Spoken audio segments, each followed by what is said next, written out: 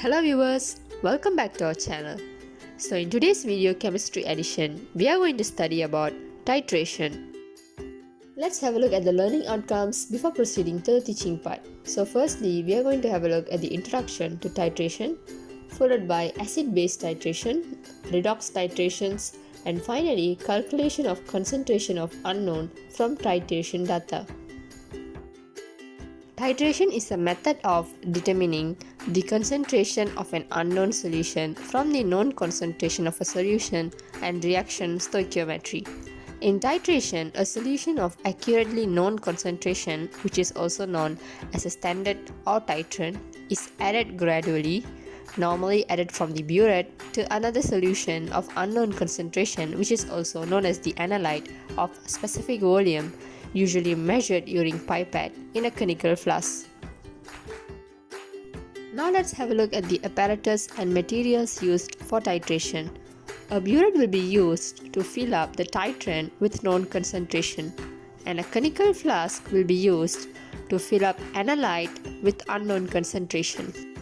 The titration is continued until the chemical reaction between the two solutions is complete at the equivalence point as indicated by the indicator. The indicator is usually a substance that is usually added at the beginning of the titration that changes color either at or near the equivalence point. The point where the indicator changes color is called the endpoint. Now let's learn about the important terms in titration. The types of titration are usually named according to types of reaction involved between the analyte and the titrant. Equivalence point is the point at which stoichiometrically equivalent amount of titrant and analyte have reacted. An endpoint is the point at which the indicator changes color and the titration is stopped. Endpoint should be close to equivalence point. An indicator is a substance that exists in different forms with different colors before and at equivalence point. Now let's focus on acid-base titration. In acid-base titration, the analyte is either an acid or base.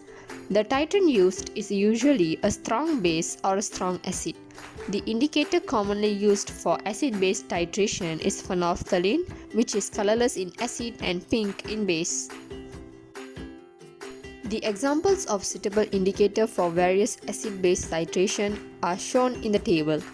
Methyl red will be red in color in acidic solution and yellow in color in basic solution. Methyl orange will be orange in color in acidic solution and yellow in basic solution. Phenolphthalein will be colorless in acidic solution and pink in basic solution. And cresol red will be yellow in acidic solution and red in basic solution.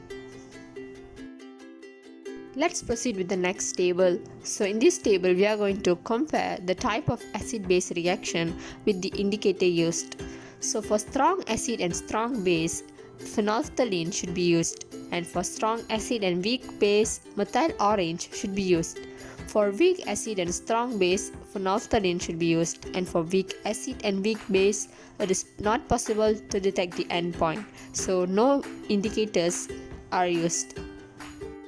Next, let's move on to redox titration. Redox titration are applied in many branches of chemical research and industry. It is a method by analyzing samples quantitatively to detect the presence of substances that being oxidized or reduced.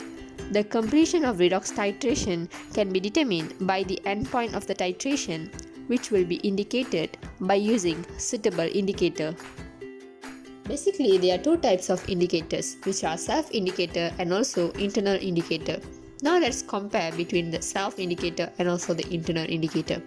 Self-indicator is the indicator where the titrant or analyte itself will be used as indicator during the titration. For example, potassium manganate is used as self-indicator in titration of iron to ion with standard solution potassium permanganate. While internal indicator is the indicator when the titrant or analyte do not have suitable color change and an indicator must be used. For example, titration of iron to ion with standard solution potassium dichromate, sodium diphenylamine sulfonate indicator is used. Now let's proceed to the final part, which is the calculation of concentration of unknown from titration data. The concentration of the unknown solution, which is also known as analyte, can be calculated from equation relating the mole ratio of unknown solution to that of titrant. Now let's have a look at this example of titration of unknown sulfuric acid with sodium hydroxide. So 1 mole of sulfuric acid reacts with 2 moles of sodium hydroxide. The symbol arrow is supposed to be the icon plus, which produces 1 mole of sodium sulfate plus 2 moles of water molecule. The mole ratio of sulfuric acid and sodium hydroxide is 1 to 2. And when we know that when we take the mole of acid divided by the mole of base, we will get 1 over 2 in fraction form. 2 moles of acid will produce 1 mole of base. So we know that we can find the number of mole by taking the concentration and multiply with the volume. So 2 times the concentration and volume of acid will be equals to 1 times the concentration and volume of base. So for better understanding, let's do one question regarding titration. So in this question, a titration reveals that 11.50 ml of 1.5 concentration of sulfuric acid are required to neutralize 25.00 ml of sodium hydroxide solution. What is the molarity of the sodium hydroxide solution? Give the answer in 3 significant figures. So now we are going to solve this question. So the first thing we need to do is writing up the reaction equation. So 1 mole of sulfuric acid reacts with 2 moles of sodium hydroxide. We are really sorry for the symbol arrow there. There was a small mistake over there. The symbol arrow should be substituted with the icon positive. Produces 1 mole of sodium sulfate and 2 moles of water molecule. So we know that the concentration of sulfuric acid is 1.5 mole and the volume of sulfuric acid is 11.50 ml. While the volume of sodium hydroxide is 25.00 ml and the number of moles are not given and the concentration is also not given. So we know that the number of moles of sulfuric acid can be calculated by using the formula concentration multiplied with the volume divided by 1000. So in the question itself, they already give the concentration and also the volume of sulfuric acid. So we just have to take the concentration and volume given in the question and multiply with each other and then divide with 1000. So we will get 0.0173 mole, which is the mole of sulfuric acid. And from the reaction equation, the mole ratio of sulfuric acid and sodium hydroxide is 1 to 2. So the mole of sodium hydroxide will be double than the mole of sulfuric acid. So we have to take the mole of sulfuric acid and multiply with 2 in order to get the mole of sodium hydroxide. So when 0.0173 multiplied with 2, we will get 0.0346 mole. So once we find the number of moles of sodium hydroxide, we can find the molarity of sodium hydroxide by substituting the values in the formula. So once we solve, we will get 1.38. Well, that's all for today's video. We really hope that you get to know a lot of things about titration and studied a lot of new things today. So if you all have any doubts regarding this topic or any other topics in chemistry, please don't hesitate to ask in the comment section below. We are all here to help you.